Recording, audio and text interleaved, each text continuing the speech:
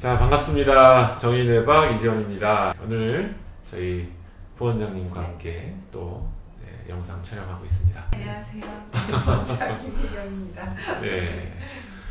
자, 오늘은 어떤 주제로 한번 이야기를 해볼까요? 네, 요즘에 그 문의가 이제 네. TMS에 대해서 네. 미리 다 공부를 해가지고 오시더라고요. 네. 여기는 무슨 TMS가 좀 다른 게 있다던데 네. 뭐가 어떻게 다르냐. 네. 다른 데서 내가 하고 왔는데 네. 그때는 딱히 효과가 없었다. 네. 근데 난 조금 빨리 좀 좋아지고 싶은데 네. 그러면 빨리 좋아지냐 와가지고 네. 초진이신데도 이제 그런 걸 어느 정도 다 네. 숙지를 하시고 오셔가지고 네. 그런 거 여쭤보시는 경우가 꽤 있어요. 네. 요즘 미디어, 유튜브 뭐 이런 것들이 워낙 활성화되다 보니까 그렇죠. 환자분들이 공부를 너무 열심히 하세요. 전문가의 영역이 쌓이고 무너진 듯한. 네. 근데 뭐 저는 한편으로는 반갑기도 합니다. 네, 맞아요. 좀 전문적인 걸 여쭤보시는 게 옛날에 어떤 환자가 저한테 갑자기 사이코 이뮤노 파마콜로지가 궁금하다고 그래서 정신 면역 양리학 며칠 전에는 네. 어떤 환자분이 이제 네. 갑자기 뭐 아이패드를 딱 꺼내시는 거예요. 그래서 예. 논문을 딱 보여주시면서 예. 이 논문이 사이테이션, 그러니까 인용 숫자가 되게 많은데 난 이 논문에 이 부분이 이해가 안 된다고 그래서 알려달라고 그러시더라고요. 이거 TMS 뭐 관련 그런 거였어요. 그래서 정말 열심히 찾아가지고 보여드렸어요. 이렇게 같이 공유를 한 적이 있습니다. 공부를 진짜 열심히 해오신 경우가 꽤 있는데 저도 뭐 이렇게 공부를 많이 해오시는 분들 좋습니다. 뭐 TMS 이러면 저는 하루 종일 떠든 적도 있기 때문에 그래서 공부를 많이 해오시면 좋고요. 그만큼 더 이해가 잘 갈 수 있도록 뭔가 뭐 그런 얘기하는 것도 제가 봤을 때는 네. 좋다라고 생각을 합니다. 우리가 이제 흔히 병원에서 이제 사용하는 TMS 그러면은 팔자 코일, 그렇죠? 네, A 피겨라고 보통 이야기하는. 이거 아주 옛날에 이렇게 놓고 이제 치료하는 거다 이렇게 말씀드렸었는데, 이게 이제 전형적인 팔자 코일 형태, 여기 팔자 이렇게. 이게 벌써 20주년이 됐습니다. 그러니까 20년 이상 된. 근데 옛날에는 이거보다 이제 동그란 모양이었어요. 동그란 모양, 서큘라. 맞아요. 네. 근데 이게 문제가 이 자기장이 포커싱이 딱 돼서 우리가 원하는 부위를 딱 이렇게 자극할 수 있어야 되는데 이게 포커싱이 잘 안 되는 거예요. 좀 브로드하게. 그러면 생기는 문제가 깊게 안 들어가는 거죠. 그래서 뇌 실질까지 뭔가 자극하기가 좀 어려운. 그래서 과학자들이 연구를 하고 그러다가 이렇게 코일 두 개를 겹쳐 놓으면은 이 가운데서 굉장히 이제 샤프한 펄스가 만들어지게 되죠. 뾰족한. 그래서 아주 TMS 그러면은 이제 로컬리제이션이 굉장히 잘 된, 로컬리제이션이라고 하는 거는 뇌에 우리가 원하는 부위를 딱 정확하게 찍어서 자극할 수 있는 이런 기술인 거죠. 그래서 TMS의 장점하면 그거 중에 한 가지가 굉장히 정확한 위치에다가 우리가 자극을 줄 수 있다는. 그래서 저희가 여기 이제 모터 콜텍스라고 운동 영역이 있어요. 이쪽을 잘 저희가 맞춰가지고 이 손가락으로 움직이는 영역을 딱 맞추면은 딱 한번 할수록 손가락이 딱 움직이는. 그래서 그런 정도로 자극이 된 위치가 굉장히 정확한 기술이에요, TMS는. 근데 이게 좀 오래되기도 했고, 또 하나 문제는 이게 뇌에 발생하는 질환마다 아주 국소 영역을 자극했을 때 도움이 되는 질병이 있고, 뭐 예를 들면은 뇌의 어떤 혈관이 어디 부분이 막혔다. 그러면은 그 혈관에 혈액 공급을 받는 뇌의 영역은 이게 이제 혈류 공급이 부족하면서 괴사가 되거든요. 그러면은 그 주위에 완전히 끊겨서 죽지는 않았고 어느 정도 신경세포 활성도는 살아있고 완전 괴사된 곳이 아닌 약간 위험한 곳에다가 자극을 해주면 그런 기능들이 이렇게 좋아지는 이런 경험을 할 수가 있거든요. 그래서 신경과 쪽의 어떤 병들, 뇌의 어떤 특정 영역, 우리가 MRI 같은 걸 딱딱딱 찍어서 뇌의 어떤 영역을 딱 뭔가 찾을 수 있는 이런 문제라고 한다면 이 TMS가 아주 좋죠. 근데 대부분 뭐 우울증이나 강박증이나 뭐 이런 여러 가지 저희가 지금 치료를 하는 병들은 사실 그렇지는 않습니다. 그렇죠. 굉장히 넓은 영역, 전두엽이면 전두엽이 더 많은 영역이 다 어떤 뭔가 어려움을 겪고 있는 이런 영역이 되게 되는 거죠. 네. 그래서 어떻게 놓고 봤을 때 이 팔자코일이 그렇게 아주 국소 영역을 딱 자극할 수 있다는 게 우울증, 뭐 강박증 이런 병에서는 아주 장점이 되지 않아요. 그렇죠. 네. 그래서 이거를 조금 더 넓고 좀 깊게 만들고자 하는 기술이 계속 도입이 된 거고, 그중에 이제 DTMS라고 하는 게 그 결과물인 거죠. 그래서 그 주위로 이제 좀 넓은 영역이 자극이 되는 이런 형태의 이제 장비가 나오게 된 거고요. 이게 이제 저희 병원에서 요즘 주력으로 사용하는 이제 DTMS에 해당이 되겠죠. 네, 그래서 이게 뇌에 얼마만큼의 세포를 자극하냐, 이거를 측정을 한번 해보면 뭐 이제 측정하는 방식마다 조금 수치의 차이는 있어요. 근데 보통 이런 RTMS가 뭐 5에서 한 8 정도? 이 정도로 뇌의 어떤 영역을 자극한다면 DTMS가 한 40, 50 이 정도. 그래서 한 10배까지는 안 돼도 그래도 상당히 많은 영역에 신경세포를 자극하게 되는 거죠. 네. 그래서 이것 때문에 우려도 있습니다. 왜냐하면 이 TMS가 경기나 이런 것들을 이제 만들어낼 수 있기 때문에 자극 영역이 넓어지면은 그런 리스크나 이런 것들도 좀 올라가게 될 수 있는. 저희가 이 팔자코일 지금 뭐 시술할 때도 사실은 뭐 경련이나 이런 위험성은 사실 거의 없어서, 그래서 이거보다는 약간 더 높은 정도이기는 하나 임상적으로 사용이나 이런 게 어려운 정도까지는 아닌 것 같아요, DTMS가. 그래서 실제로 이제 이 DTMS를 개발한 외국 그 엔지니어가 우리나라에도 한번 오셨어요. 제가 그래서 이제 궁금해서 좀 그 질문을 했었거든요. 이 시저를 일으키는 경련하는 환자가 더 많아지지 않았느냐. 그랬더니 그 사람 말은 경련이 과거에 뭐 다른 뭐 뉴로스타라든지 다른 일반 TMS에 비해서 많지 않다는 거예요. 그럼 이제 어떤 경우에 주로 경련이 DTMS에서 일어났냐, 그런 보고가 있냐 그랬더니 미국에는 워낙 심한 알코올릭스, 술 때문에 문제가 되는 이제 이런 분들이 금단하면서 경련하는 게 제일 많대요.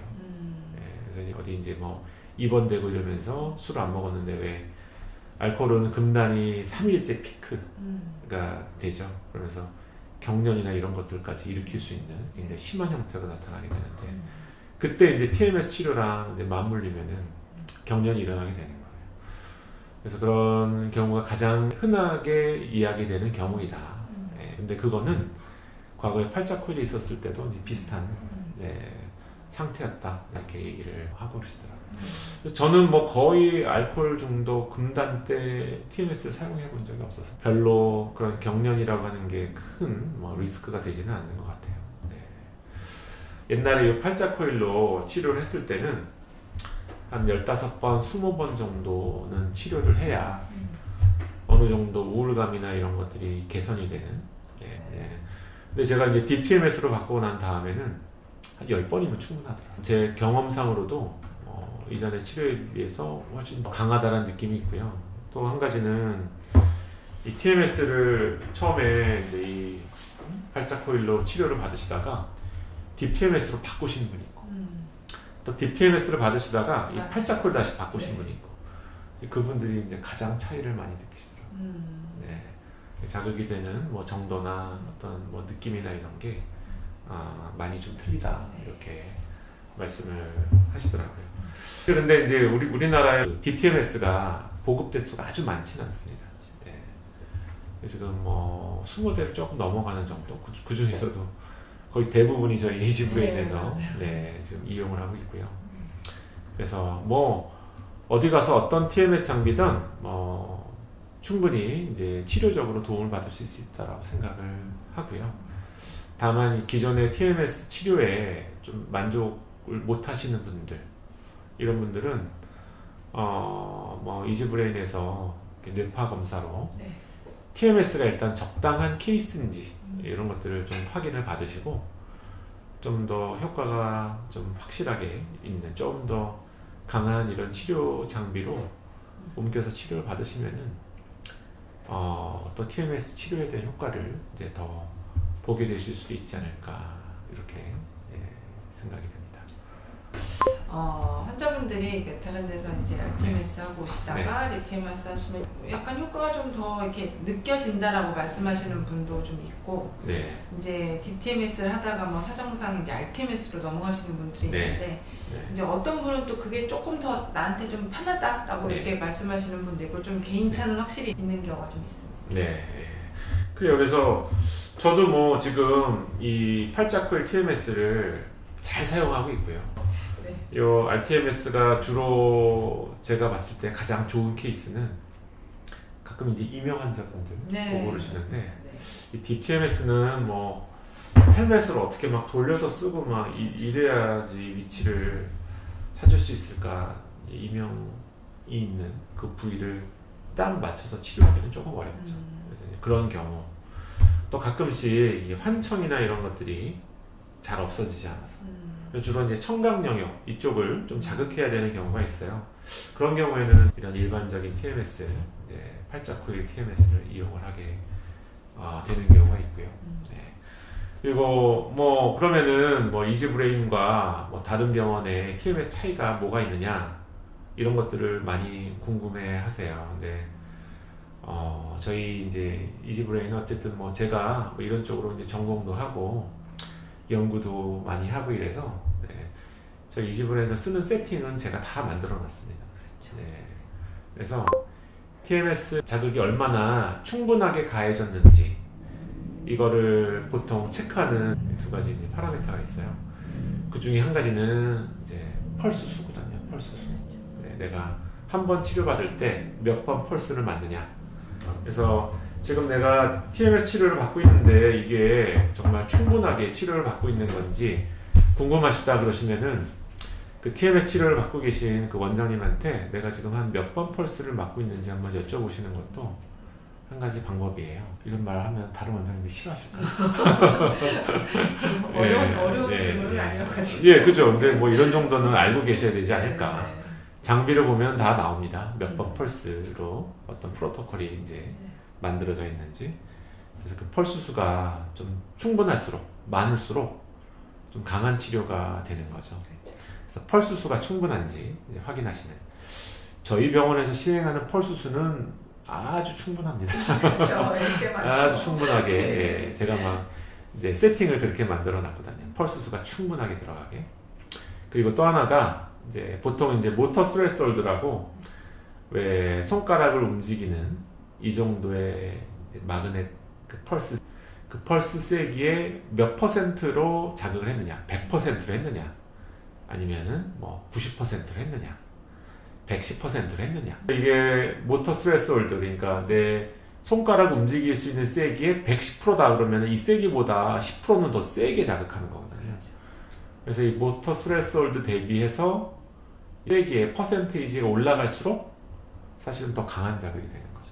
이제 옛날에 이제 논문이나 이런 것들을 리뷰가 들어와요. 그러면은 그러니까 옛날에는 모터 스레스홀드에 80%, 90%? 이 정도 세기로 자극을 했어요. 근데 어느 순간 90에서 100%로 자극하는 걸로 조금씩 바뀌더라고요.